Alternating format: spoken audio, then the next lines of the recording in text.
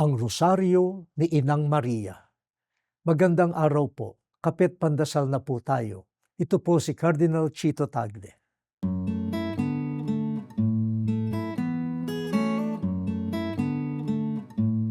Kapistahan po ngayon ng mahal na Birhen ng Santo Rosario.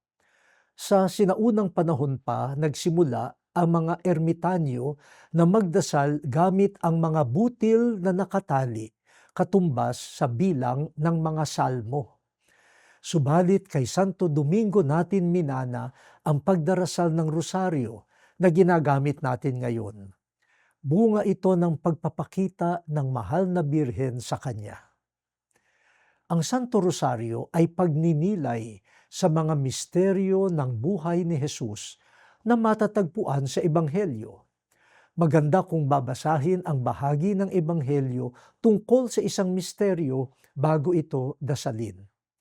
Sa pagdarasal ng Santo Rosario, sinasamahan natin si Jesus sa mga tuwa, liwanag, hapis, at kaluwalhatian ng kanyang buhay. Ang ating espesyal na gabay sa pagsunod kay Jesus ay ang Birheng Maria, ina at pangunahing alagad ni Jesus.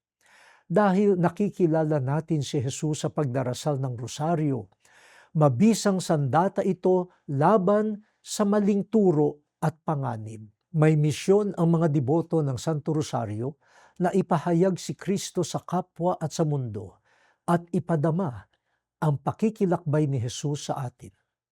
Ang rosaryo ay hindi lamang lubid na may mga butil, kundi daan ng pagkilala at pakikiisa kay Jesus.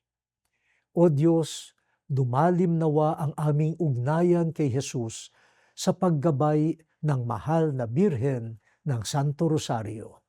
Amen.